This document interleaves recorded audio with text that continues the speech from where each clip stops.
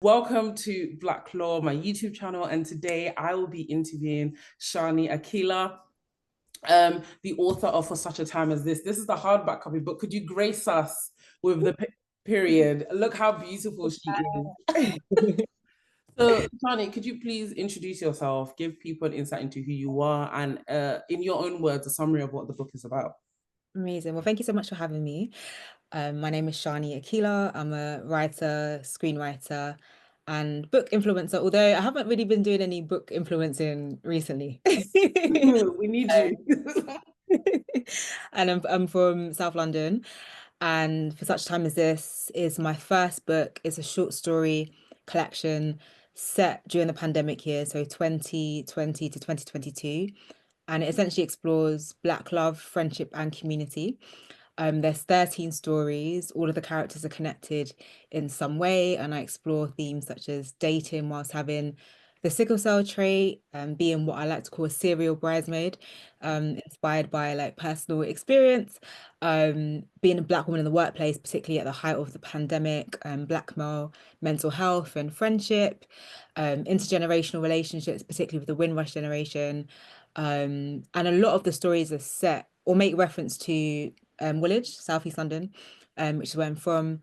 So yeah, like it's very millennial, very Black British. It's been described by John Paul, who's also a book influencer, as a love letter to Black Londoners, which I loved. Hmm. No, it's amazing. I definitely agree with John Paul's assertion. Like, I think it's so there's such a beauty to it, particularly because it's about just about the nuances and the lived experience. And I think it really strays away from the trauma porn that we see when it comes to Black British writers and the stories they are allowed to create. So I definitely feel like, in my mind, I said to myself, this is a form of like decolonizing Black literature because I think it focuses so much on the lived experiences and like the minute like simple things such as a trip to Tesco, like things like that, I think is particularly amazing. Thank you so much. It really You're means a lot. welcome. You're welcome. Okay, so what inspired you to write this collection, Mm, and how did you like think of the idea of kind of interconnecting the stories? yeah. Yeah, no, good question. So it's really funny actually, because I actually have to shout out Hinge, the dating app. My enemy. This is the reason we have this book of stories. So yeah, 2020, a lot of my friends and I, we were on Hinge, the dating app, and one of my friends was speaking to a guy who had the sickle cell trait like she did. And for her, it was one of her like non-negotiables in terms of dating. And that just gave me an idea for a story. And at the same time, I was mentoring a young girl from my church who had sickle cell, and I kind of saw firsthand her experience of living with the condition, but then also how it affected her during lockdown. And I think there's so many things that we've forgotten, like shielding and all this kind of stuff, and how that affected her. And yeah, it gave me inspiration to write a story, which at the time was called Love in a Time of Corona, which makes me cringe now because I just think it's like so cringy. But from there, I really wanted to like look at how Black millennials were navigating like love and data during the pandemic on social media platforms. So initially, so back in 2020, I had stories that were like set on House Party and Twitter, Instagram, Clubhouse. But as time went on and as my writing developed and I had various experiences, the scope broadened to not just romantic relationships, but kind of like family and community, friendship. Mm, Um, and I guess the idea of an interconnected short story collection, I think it probably came from reading Bernardine Everistow's Girl, Woman, Other. mm, Um, I think I just generally I love stories that kind of interconnect and you can see those themes. Homegoing mm. um, also has a kind of similar interconnecting um yeah theme to it, which I've always like really appreciated as a reader. Um, so that I guess that's kind of where it came from, Hinge, but then also being inspired by the books I really enjoyed reading and the kind of interconnecting themes and characters. Um, how have your experiences of growing up in South London and then also your Caribbean heritage influence the narratives that we see in for such a time as this?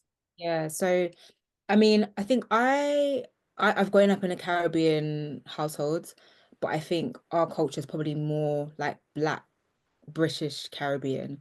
Um, Mm, and in school, like I had Caribbean friends, I had West African friends, I had East African friends, but I think what kind of tied us together was that like shared Black British experience. And I've tried to bring that to the page whilst also like honoring and representing, appreciating my Caribbean heritage. So um, there's a lot of references to like Caribbean food, to like rice and peas, jerk chicken. I've got one story called The Third Death, which is it's inspired by my Guyanese grandmother. And the character Rihanna, um, there's a scene where she's learning how to make roti with her grandmother. Um, so yeah, that comes from like my Guyanese Caribbean heritage. But then I've also got like references to like jollof rice and you know, beef stew in the office. And there's a scene in one of the stories called Summer where there's a character called Jada who's half Jamaican, half Nigerian. And like she's like heating up jollof rice um and yeah, beef stew like in the office. And then there's like a character, a white character, Heather, that comes over and's like, oh, like, what's that? It smells so exotic, which I'm sure like so many of us can relate to. So I just thought it'd be really nice to kind of bring that to the page. And in terms mm, of South London, so I was born and raised in Woolwich, still live here now. And I one of the things I really appreciated about reading Black British fiction is seeing representations of South London. So Peckham in, for example, like Hope and Glory by Jendela Benson, um, Deptford, Lewisham in a lot of Caleb's work, references to Brixton. I love seeing that because they're all places I know, but I've never seen like Woolwich represented in Black British fiction or like mm, this side of yeah, South London. So like Woolwich, Greenwich, like Thamesmead, Abbey Wood. And so I really wanted to like bring that to the page. And I think I never realized this, but one of the readers over the summer who read my book said that on the very first page, Woolwich Arsenal was mentioned, and I didn't actually realize I'd done that. mm, So I think it was just such a like a joy to bring that side of myself to the page, but then also a side of South London that a lot of people can relate to, but haven't seen represented in fiction. So yeah, I think as a writer, you have the privilege of bringing elements of yourself and others to fiction, which really helps in terms of making people feel seen, and writing stories that are relatable. mm. No, definitely. I think that's so insightful, and I think it's so beautiful to see areas because sometimes I feel like when I read, books that are Black British, but also set in London. It's just like London, and then there's like specifics as to where and what that signifies, and what that could signal to the reader as well. Sometimes is missed. So I think it's very like brilliant, and I feel like I'm just gonna spend this whole interview saying, "Oh my gosh, you're so amazing." Thanks, It's so girl. beautiful that you're welcome that you've been able to highlight that because I think we definitely need that. The specifics in the book a lot more. Yeah, thank you. Welcome.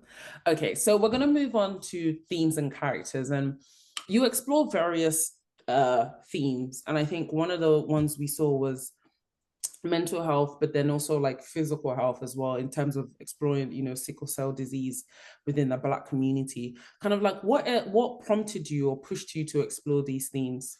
Yeah. Um, so I think it kind of comes back to writing stories that I hadn't seen represented in literature as much as I feel they should do. So, for example, there's a story called Blood and Ink, which is about a character called Ife who has endometriosis. And so many of my friends um have been well, this is actually one of the things I explore.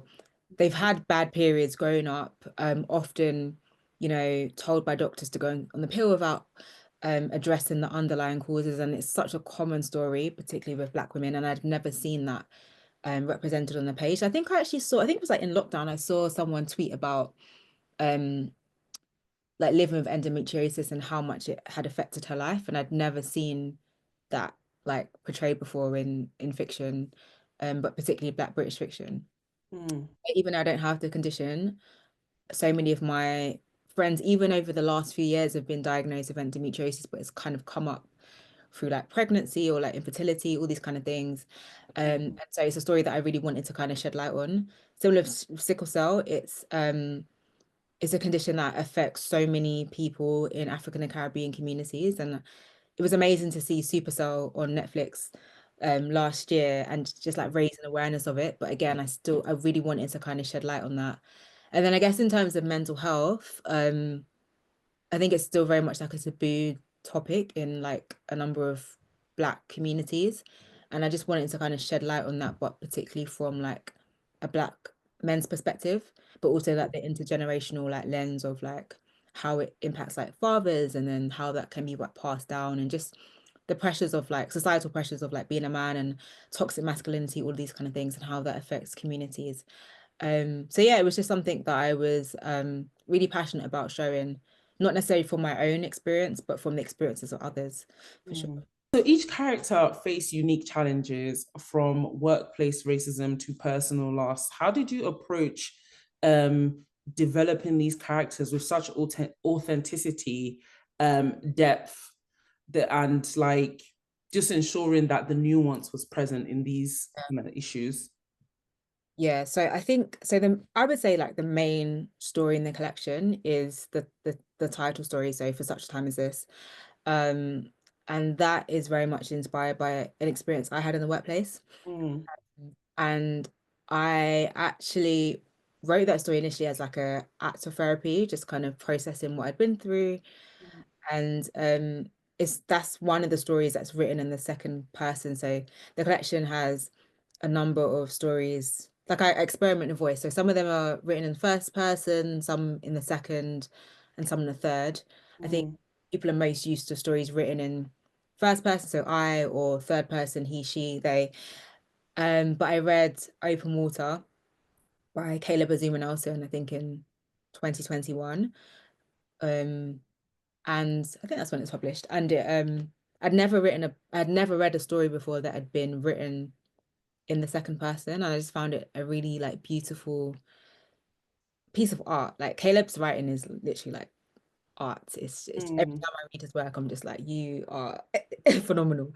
And so I wrote that story in the second person, which it's interesting because I think for me it kind of distanced me from the work a little bit, but then also I think from a reader's perspective, it really like draws you in.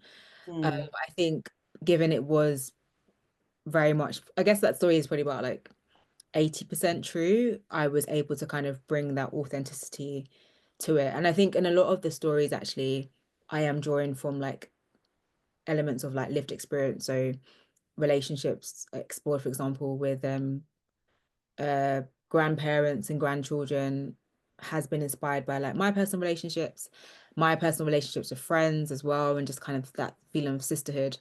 But then mm, also I did a lot of research in these stories as well. So Gone in December, which is about Black male mental health and friendship. Um, I think of all the stories, that was probably the most difficult one to write. For such a time as this, I wrote that really quickly. Even like Reggie, I think I wrote that in like maybe 3 days, sat on my granddad's veranda. mm, Whereas Gone in December, that story was like blood, sweat, and tears. Like I knew I wanted to like explore like Black male friendship, but I didn't really know where it was going, and I did a complete like rewrite. It wasn't last summer, the summer before mm. after the book deal. But yeah, I spoke to like loads of my guy friends. Like there's endless like voice notes of like people just explaining to me like how they would approach certain things. But also I think I'm a very observant person as Mm. well. I'm always like people watching and just like paying attention to like language and dialogue. Um, but yeah, like I did a lot of research, like a lot of research went into this and just double checking like language as well. So like reaching out to people and saying, is this something you would say? Like, if not, what would you tweak? Mm. And in terms of like the dialects used, so in like Jamaican dialects and like um Ghanaian dialects, like I double checked that with people that actually live there. So, what is your process of weaving all these different characters and experiences together to kind of create this overarching map of experiences of Black Britishness? Yeah. Do you know what? I wish I had so in when I first had the idea of like interconnecting stories, I had this like such a messy like mind map of all the different characters and how they live together. Um, but I guess in my mind, Naya, so the character that features in For Such Time as This, she's the main character. And Mm, she has a group of friends from school, university, sixth form, and the workplace. mm, So in my head, those are like the different categories. But I kind of, in most cases, I'd like written the stories first and then I went back and made the so yeah, I think that kind of took like a some time to really kind of piece it all together. Um, mm. but I think I don't really necessarily work in like a structured way. Like I'm very like much I very much operate on like vibes.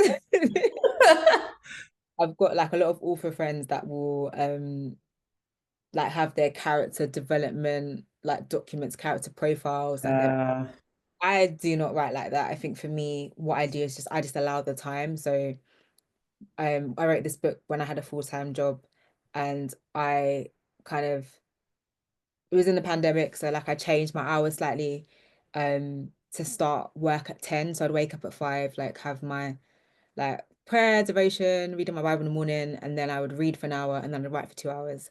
And mm, so I never really set goals of like I want to write this amount of words. The focus for me was always on the time spent. mm, And so I think that's just generally like how I approach writing. And then the story kind of like comes to me. I don't think there are any stories in this collection where like I planned. mm, But yeah, it just kind of like came to me over time. mm, I just turned up like mm, most days to write. And mm. yeah, the story came to me. That's such a unique experience. Like, mm. We're going to move on to like cultural and social questions. So this one is like, what message do you hope to convey about the importance of like friendship and community support systems, especially because community and like and again friendship is kind of a central part of the book.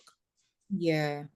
Um, so I think I've one of the things I really wanted to show in this collection is like the beauty found in friendship. Mm. I remember a couple years ago, I read, say more than a couple years ago, a good few years ago, I read How to Love a Jamaican by, I remember that, yeah.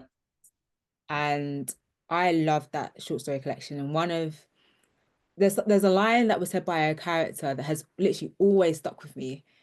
And I read this maybe like, I don't know, 7 years ago. Mm, And the character said something like, I wish there were more stories written about platonic intimacy. mm, And I really wanted to like convey that through my writing because I think in my life, friendship, sisterhood, community is such a big part of who I am and what is important to me. So all throughout my life, like wherever you find me, I will be that person to like bring Black people together, whether mm, it's like in the workplace, whether it's at university in terms of like the African Caribbean Society, the ACS, in church, like I'm always that person to kind of like bring people together. And I really wanted to show that. So I guess in some senses, like the book is an extension of me and the things I care about. Um, mm, I guess I wanted to show that, yeah, there is beauty found in friendship, but also that you're like, that you're never alone. I think I've been through some really difficult times over the past few years, but I've really been held by like my community, whether that's my family, whether that's friends, whether that's like the girlies in the workplace. I think one thing I've really have learned is that yeah, there's such beauty found in community, and mm. yeah, I really wanted to just show that throughout the collection. So could you tell us a bit more about your writing process? Because I know you mentioned earlier that you just kind of free write and you let the stories come to you, but when you're actually like putting those words down, how are those feelings popping up? Do you like imagine the scenes in your head or is it just like just pouring out in general? Yeah. So I think key to my writing process is reading.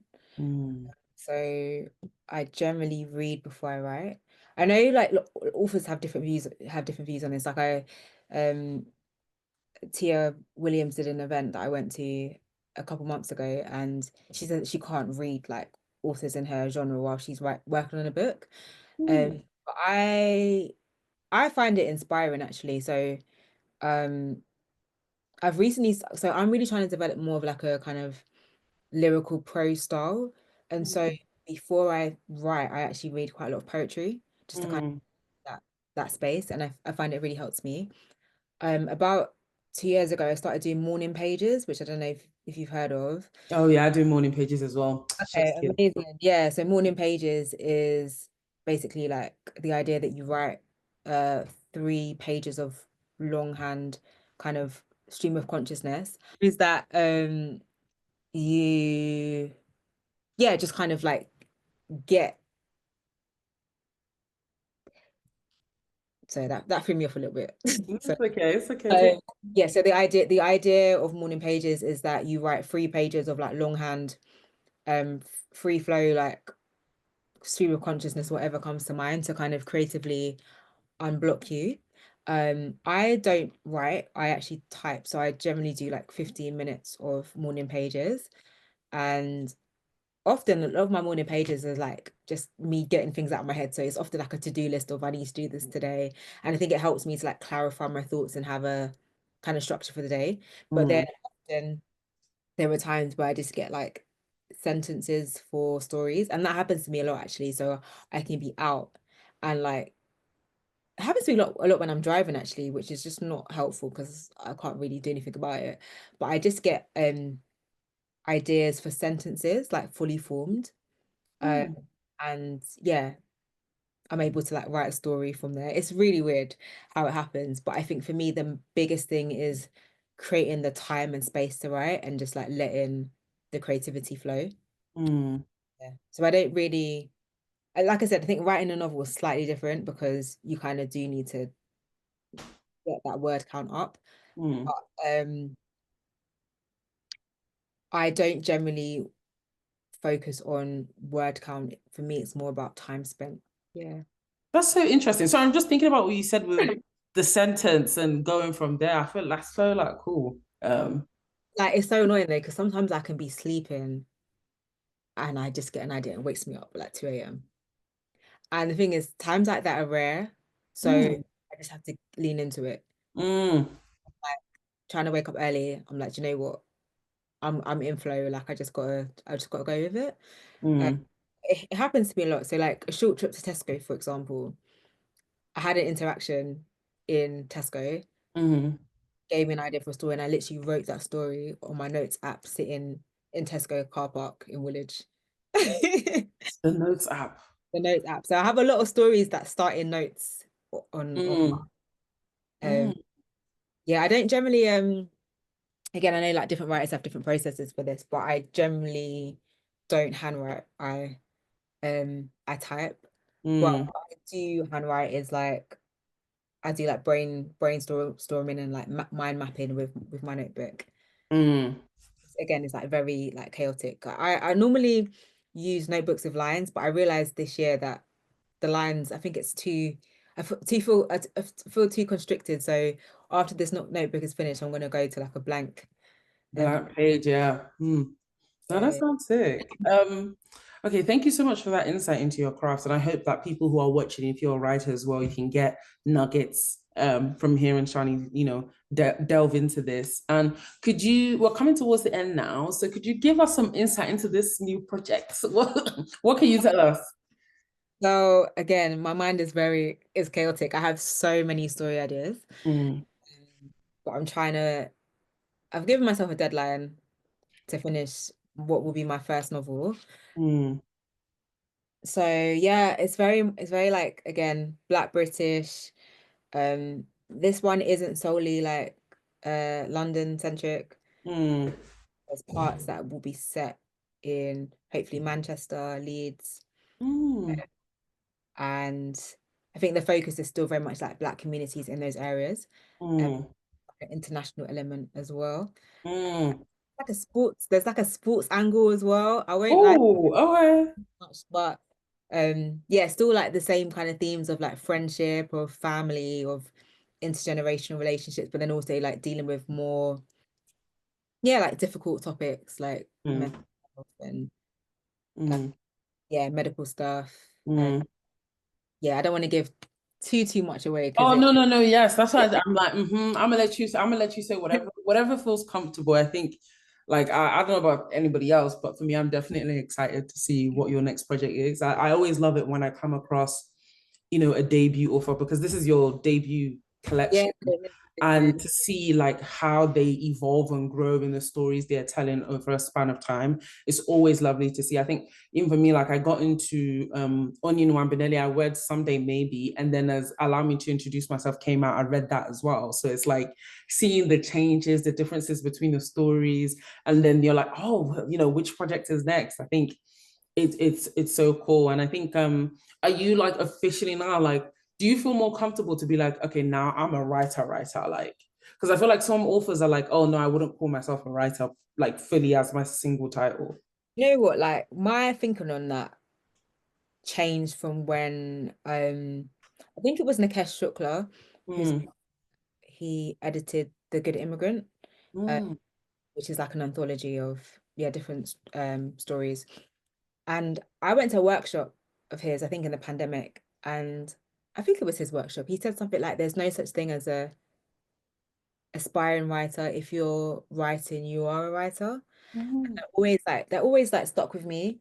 And so I've actually been saying I'm a writer probably for like the last 5 years. So before the book came out, because mm, I feel like I just before the pandemic happened, I went to Cape Verde for my 26th birthday. And I remember sitting on the beach and I was like working on a different short story collection, which I should probably return to at some point. mm, Um, and I got speaking to like this couple, and I basically said, yeah, I'm a writer. And so that was way before this book was even like an idea. mm, So I think if you are writing, if you write, if it's something that's important to you, then yeah, like stand in that, own it. mm, You are a writer. I think the difference is probably now I'm an author, which is like different when you're like published. mm, I think, yeah, I'm a writer. It's like a big part of who I am. I feel like a very spiritual connection to writing.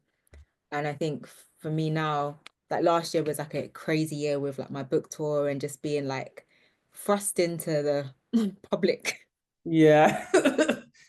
So there were periods of time where like I wasn't writing, but I'm still a writer. Mm, mm, It's part of who I am. It's part of my purpose and my destiny. So yeah, man, mm. writing, you're a writer. And if you stop, you still are. So Period. You heard it here, folks. Okay, from the writer herself. And my last question is also: there was a period of time I was like, oh, I was googling the title of the book, and I noticed that it's a Bible verse. Do oh, you also give us some insight into how religion and particularly Christianity connects with your experience as a writer and how you use it to like kind of influence your work? I felt like that was so, especially because I think religion is such a big thing in the lives of a lot of people, even whether they practice or not.